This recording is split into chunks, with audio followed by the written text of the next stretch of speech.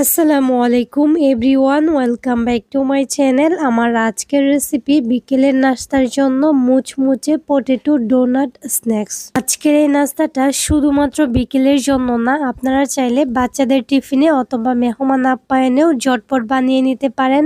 বলতে পারেন একদম কম সময়ে কম উপকরণে বেস্ট একটা নাস্তার রেসিপি। আমার কাছে তো এই নাস্তাটা অনেক বেশি ভালো লাগে, তাই আমি আজকের রেসিপি আকারে আপনাদের সাথে একদম সহজে শেয়ার করছি।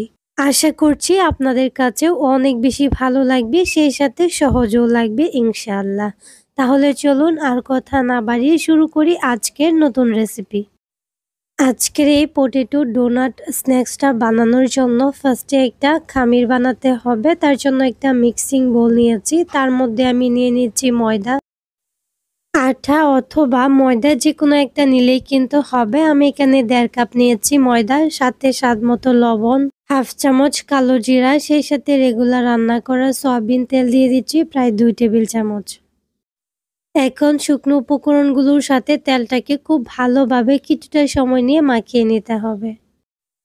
3 থেকে 4 মিনিটের মতো মাখিয়ে নিয়েছি। তারপর হাত দিয়ে এভাবে একটা মুঠি দেওয়ার পর যদি দেখেন শক্ত একটা দলা পেকে গেছে, আবার চাপ দেওয়ার সাথে সাথে ঝুরঝুরে হয়ে ভেঙে গেছে, তখন বুঝতে হবে শুকনো উপকরণগুলো মাখানো একদম ঠিকঠাক আছে। আর সেই সাথে অল্প অল্প পানি দিয়ে একটা ডো বানিয়ে নিব।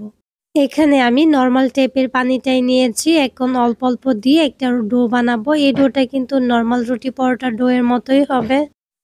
ডোটাকে কিন্তু কিছুটা সময় নিয়ে খুব ভালোভাবে মুথে নিতে হবে, এতে করে নাস্তাটা অনেক বেশি ক্রিস্পি হবে। ডোটাকে খুব ভালোভাবে ময়ান করে নিয়েছি, তারপর উপর থেকে একটু সয়াবিন তেল দিয়ে খুব ভালোভাবে ব্রাশ করে নিচ্ছি। আমি হাত দিয়ে লাগিয়ে নিচ্ছি, এতে করে ডোটা অনেকটাই সফট থাকবে। আর একটা ঢাকনা দিয়ে ঢেকে 10 থেকে 15 মিনিটের জন্য রেখে দিব। আর এইদিকে আমি ভিতরের পুরটা রেডি করে নিব। যেহেতু পটেটো ডোনাট বানাবো, আর এটার জন্য আমি কয়েকটা আলু খুব ভালোভাবে সিদ্ধ করে খোসাটাকে ছাড়িয়ে নিয়েছি।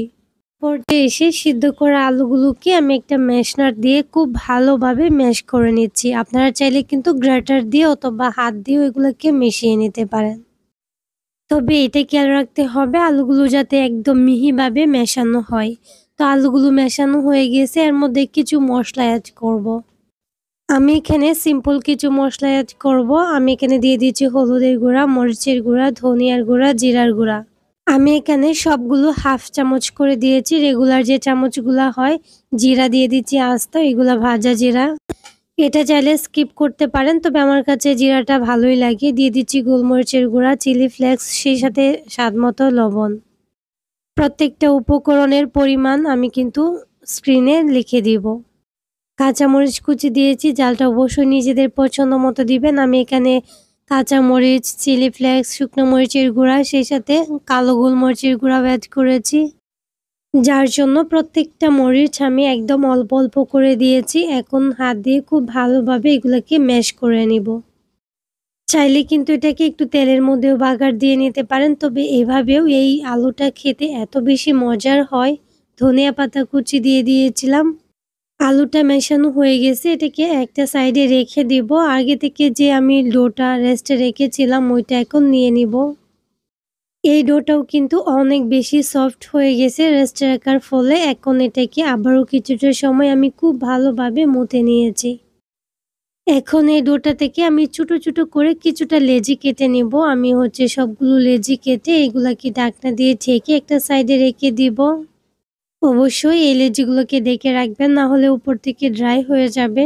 একটা লেচি একটা বোলের মধ্যে নিয়ে আমি একটা রুটি বানিয়ে নিব। আজকের এই রুটিটা কিন্তু নর্মাল রুটি পরোটার থেকে একটু পাতলা করে বানাতে হবে, আর মোটামুটি করে বানালেই হবে। এবড়ো তেবড়ো বা আঁকাবাঁকা হলে কোনো সমস্যা নাই। থিকনেসটা কিন্তু আমি আপনাদেরকে দেখিয়ে দিব কতটুকু মোটা করে বা কতটুকু পাতলা করে বানিয়েছি। তো রুটিটা দেখে বুঝতে পারছেন আমি একদম পাতলা করে একটা রুটি বানিয়েছি মোটামুটি সাইজের। এখন একটা নাইফ দিয়ে সাইডগুলো কেটে একটা স্কোয়ার শেপের রুটি বানিয়ে নিচ্ছি।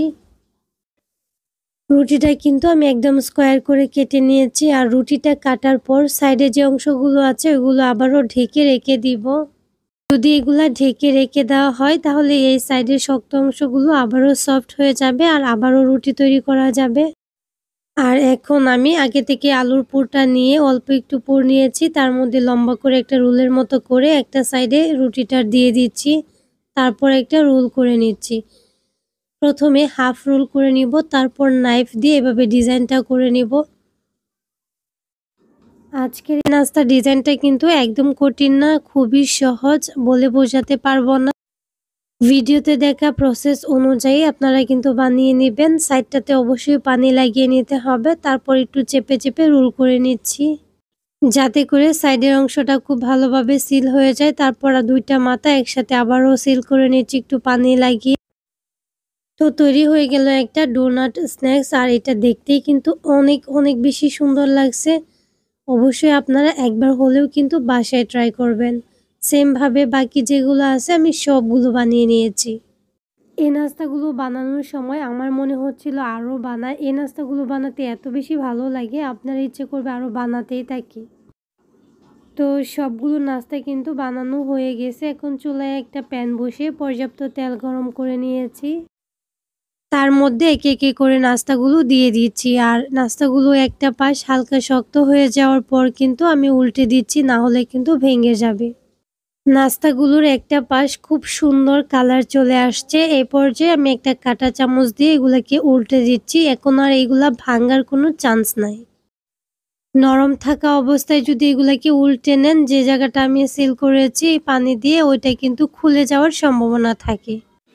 এখন সবগুলো নাস্তা সুন্দর একটা গোল্ডেন ব্রাউন কালার করে ভেজে নিচ্ছি। সেই সাথে আপনাদেরকে একটা রিকোয়েস্ট করছি, যারা আমার চ্যানেলে আজকে নতুন আছেন, যদি আমার রেসিপিগুলো ভালো লেগে থাকে তাহলে প্লিজ চ্যানেলটাকে সাবস্ক্রাইব করে পাশে থাকা বেল আইকনটা অন করে দিবেন।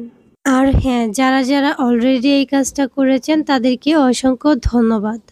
কথা বলতে বলতে নাস্তাগুলো কিন্তু ভাজা হয়ে গেছে, আর নাস্তাগুলো দেখেন মাশাআল্লাহ এত বেশি সুন্দর হয়েছে, কি বলবো, বলে বুঝাতে পারবো না। আলু দিয়ে যে এত সুন্দর একটা নাস্তা বানানো যায়, একবার যদি বাসায় ট্রাই না করেন আপনারা বুঝতেই পারবেন না। সেই সাথে এটা খেতেও অনেক বেশি মজাদার হয়।